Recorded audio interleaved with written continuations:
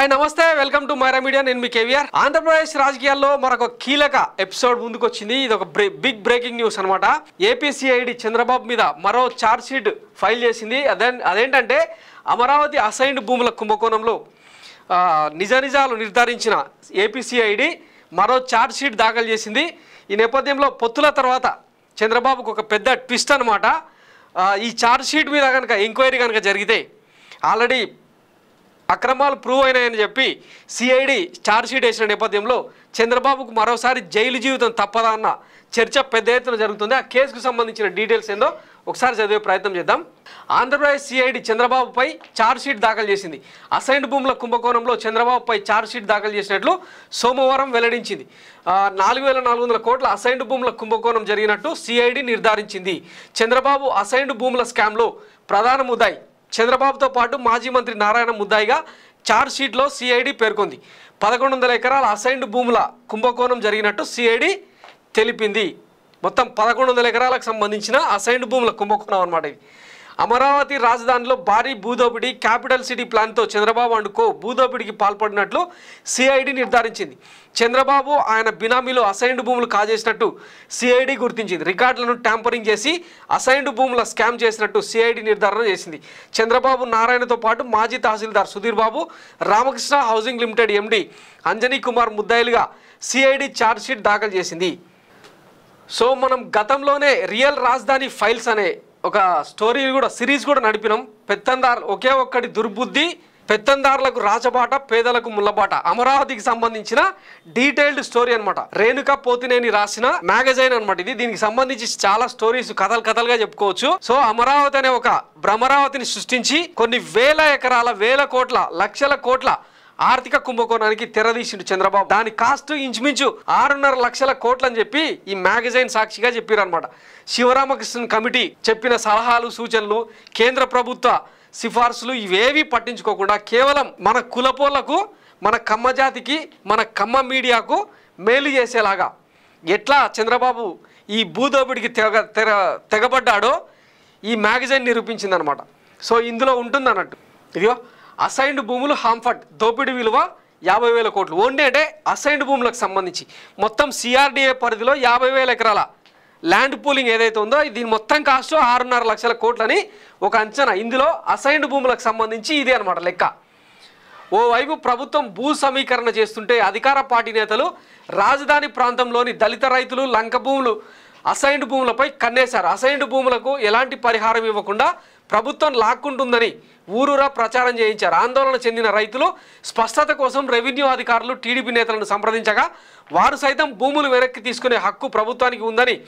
మరింత భయపెట్టారు రైతుల్లో భయాన్ని పెంచేందుకు ప్రభుత్వం కూడా పలు కుతంత్రాలు పన్నింది ఉదాహరణకు అసైన్డ్ లంక భూముల విషయంలో రకరకాల లిటిగేషన్లు బూచిగా చూపించి రైతులకు నష్టపరిహారంగా ఇవ్వాల్సిన కౌలు చెక్కులు ఇవ్వకుండా వేధించింది తమ భూములను ఎటువంటి నష్టపరిహారం ఇవ్వకుండానే ప్రభుత్వం లాక్కోబోతుందన్న భయాన్ని వారిలో సృష్టించింది భయాందోళనలో ఉన్న రైతులను టీడీపీ నేతలు మభ్యపెట్టి ఎకరా భూమిని కనిష్టంగా 5 లక్షల చొప్పున దక్కించుకున్నారు చంద్రబాబు అనుచరులు అసైన్డ్ భూములను కైవసం చేసుకున్న తర్వాత ముందుగా అనుకున్న ప్రకారం ఆ భూములకు పరిహార ప్యాకేజీ ప్రకటించారు ఆ 5 లక్షలకు ఎకరం చొప్పున కొనుగోలు చేసిన టీడీపీ నేతలు పరిహార ప్యాకేజీ వల్ల 1,90,00,000 వరకు ఒక్క ఎకరం మీద లబ్ధి పొందారంట సో ఇది చంద్రబాబు అసైన్డ్ భూముల కుంభకోణం అనమాట అడ్డగోలుగా జోన్ల ఏర్పాటు సో ఇది అనమాట కథ మొత్తం అసైన్డ్ ల్యాండ్లు అమరావతిని చూపించి ఎన్ని లక్షల కోట్లు దొబ్బేద్దాం అనుకున్నాడో జగన్ ప్రభుత్వం లక్కీ అంటే ప్రకృతి కొన్నిసార్లు దాని కరెక్షన్ అదే చేసుకుంటుంది అంటారు కదా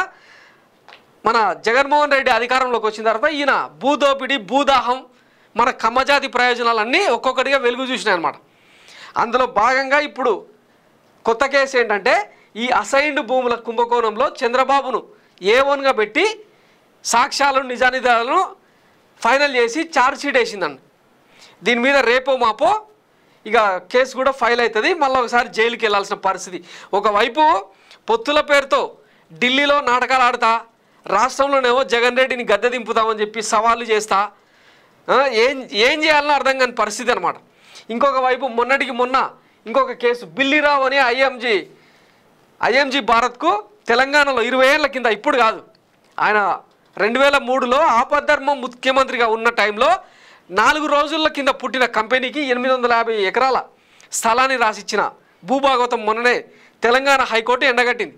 విజయసాయి రెడ్డి అంటే 2006లో హైకోర్టులో ఫైల్ అయిన కేసు, దాన్ని అంటే అట్లా నాంచి ఉండడంతో మొన్న విజయసాయి రెడ్డి ఆ ఫైల్ను కదిలించడంతో తెలంగాణ హైకోర్టు విచారణ జరిపి చంద్రబాబు మీద ఐఎంజీ భారత్ మీద యాక్షన్ తీసుకుంటారా లేదా అని చెప్పి తెలంగాణ ప్రభుత్వాన్ని తీవ్రంగా ఆక్షేపించింది. వారం రోజుల్లో చర్యలు తీసుకోకపోతే సిబిఐ విచారణకు మీరు ఆదేశిస్తారా లేదంటే మమ్మల్ని రంగంలోకి దిగమంటారా అని చెప్పి సీరియస్గా ఆదేశించడంతో ఈ కేసు మరొకసారి వెలుగులోకి వచ్చిందనమాట. ఇక ఐఎంజీ భారత్ పేరుతో బిల్లీరావును దింపి కథ నడిపిన చంద్రబాబు 20 ఏళ్ల కిందటే అత్యంత భారీ భూదోపిడికి స్కెచ్. ఎంత? హైదరాబాద్లో విలువైన 850 కోట్ల ఎకరాలు కేవలం 2 కోట్లకే కేటాయింపు. అప్పట్లోనే వాటి విలువ 20,000 కోట్లు, ఇప్పుడు 60 కాదు ఇంకా ఎక్కువనే, డబల్ ఉంటుంది. స్టేడియాలన్నీ లీజుకి ఇవ్వడంతో పాటు నిర్వహణ వ్యయాలు సర్కార్వే. మొత్తం క్రీడా రంగాన్ని బిల్లీరావు చేతిలో పెట్టేసిన నారావారి నిర్వాహకం. అలా మరో 50-60 వేల కోట్లు లబ్ధి చేకూర్చేందుకు పన్నాగం. అదే జరిగితే రాష్ట్రంలో సామాన్యులకు క్రీడలే దూరం అయ్యేవి. 2004లో ఆపద్ధర్మ ముఖ్యమంత్రిగా ఉంటూనే అన్నీ కాని చేసిన తీరు. 2004లో వైఎస్ఆర్ గెలవడంతో ఒప్పందం వెనుక కుట్ర బట్టబయలు. ఒకసారి చూసిరా అంటే చరిత్ర ప్రకృతి అంటే ఒక్కొక్కసారి కాలమే సమాధానం చెప్తుంది అంటుంటారు కదా. ఆనాడు బిల్లీరావు అనేటోనికి 850 ఎకరాలు కట్టబెడితే వైఎస్ రాజశేఖర రెడ్డి వచ్చి దాన్ని తిరగదోడిండు. ఇప్పుడు అమరావతి భూ కుంభకోణం అంతకు మించి, అది కేవలం 850 ఎకరాలే. ఇప్పుడు అమరావతి 50,000 ఎకరాల భూ కుంభకోణం. దాన్ని జగన్ వచ్చి హోల్డ్లో పెట్టిండు. అట్లీస్ట్ దాని మీద కొన్ని వేల కేసులు ఇటు హైకోర్టులో అటు సుప్రీంకోర్టులో జిల్లా కోర్టులలో సెషన్ కోర్టులలో వేల కేసులు ఫైల్ అయి ఉన్నాయి. అట్లాంటి చోట రాజధాని ఎట్లా ముందుకెళ్తుంది? దీని మీద మళ్ళీ వీళ్ళు పుంకాను గల కథనాలు. రాజధానిని అడ్డుకున్నాడు, అంతర్జాతీయ రాజధానికి చంద్రబాబు శ్రీకారం చుడితే మనమేమో అడ్డుకున్నాం అని చెప్పి. ఇప్పుడు చెప్పండి, ఎవడు దొంగ ఎవడు లంగ? దీని మీద ఇప్పుడు కాదు, గత ముఖ్యమంత్రులు అందరూ కూడా, ఇదిగో కిరణ్ కుమార్ రెడ్డి సీఎంగా ఉన్నప్పుడు ఇదే కేసు గురించి మాట్లాడిండు.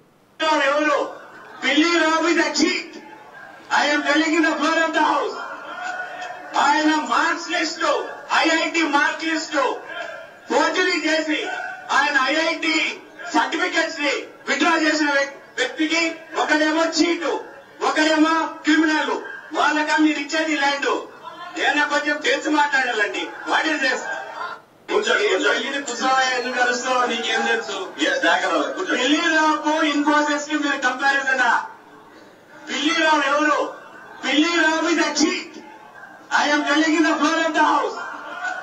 ఆయన marks list IIT mark list forgery చేసి ఆయన ఐఐటి సర్టిఫికెట్స్ ని విత్డ్రా చేసిన వ్యక్తికి ఒకడేమో చీటు, ఒకడేమో క్రిమినల్, వాళ్ళకి మీరు ఇచ్చేది ల్యాండ్. ఏదైనా కొంచెం తెలిసి మాట్లాడాలండి. What is this? చూడండి, 2012లో సీఎంగా ప్రమాణ స్వీకారం చేసిన Kiran Kumar Reddy leader of the హౌస్గా మాట్లాడిన మాట ఇది. వైఎస్ రాజశేఖర రెడ్డి ముఖ్యమంత్రిగా ఉన్నప్పుడు ఇదే భూ కుంభకోణం మీద మాట్లాడింది ఏందో వినండి. అన్నాడా? ఆయన ఏమన్నారు? మా కుటుంబానికి ఏదో 200 ఎకరాల పొలం ఉంది. ఆ 200 ఎకరాల పొలంలో ఎంత కష్టపడినా మేము ఏదో అడిగారికి తినడానికి ఏదో సరిపోవడం లేదు. కానీ ఒకరికి పేరు చెప్పినావా? పేరు చెప్పినావా? ప్రతిపక్ష పార్టీలకు సంబంధించిన వాళ్ళకు ఒకరికి నేను వినొచ్చునా? నేను రికార్డు కూడా చెక్ చేయాల. ప్రతిపక్ష పార్టీలకు సంబంధించిన వాళ్ళలో ఒకరికి 2 ఎకరాల పొలంలోనే 2,000 కోట్ల రూపాయలు ఏ విధంగా సంపాదించారో బాగుంటుంది. ప్రతిపక్ష నాయకుడు అయితే ఆయన గురించి మేము అనుకోవడం లేదు. ప్రతిపక్ష నాయకుడు చాలా మంచివాడే, చాలా ఆనెస్ట్ అని చెప్పి కూడా అన్నాడు. ప్రతిపక్ష నాయకుడు అన్నా, ప్రతిపక్ష నాయకుడు చాలా ఆనెస్ట్, ప్రతిపక్ష నాయకుడు అటో కాదని అనుకుంటున్నాము. కానీ కిటుకు ఏదో చెప్పమన్నాడు. ఆ కిటుకు చెప్పమంటే మీకు ఎందుకండి అంతం? కిటుకు చెప్పమంటే మీరు హౌస్నే జరగకుండా చేస్తారు. సో ఇది గతంలో వైఎస్ రాజశేఖర రెడ్డి అసెంబ్లీ సాక్షిగా మాట్లాడిన మాటలు. ఇట్లాంటి చీటరు లూటరు ఇంకా ఆంధ్రప్రదేశ్కు న్యాయం చేస్తాడు. ఒకవైపు పొత్తులు పెట్టుకొని ఇంకొక వైపు అమరావతి రాజధానిని భూకుంభకోణం అంటే ప్రతి స్కామ్లో అందరినీ భాగస్వాములు చేస్తాడు అన్నది చంద్రబాబు నీచ చరిత్రకు పరాకాష్ట. ఇట్లాంటి వ్యక్తికి సంబంధించిన మరో కుంభకోణం వెలుగులోకి వచ్చింది. ఇప్పుడు బిల్లీరావు ఐఎంజీ భారత్ కేసు కూడా సిబిఐ రంగంలోకి దిగబోతుంది. ఈ నేపథ్యంలో ఆంధ్రప్రదేశ్ భవిష్యత్ సంగతి పక్కన పెట్టి చంద్రబాబు భవిష్యత్ ఏందన్నది ఇప్పుడు ప్రశ్నార్థకంగా మారింది. అందుకే తనను తాను రక్షించుకునేందుకే టీడీపీని బీజేపీ దగ్గర తాకట్టు పెట్టేందుకు అవసరమైతే సీఎంగా బీజేపీ వ్యక్తినే ఎంచుకోమని చెప్పి ఈయన బీజేపీ ముందర పెట్టిన ప్రపోజల్ అని మైరా మీడియా ఎక్స్క్లూజివ్గా ఒక స్టోరీ కూడా చేసింది దీని మీద, కావాలంటే కింద చూడండి.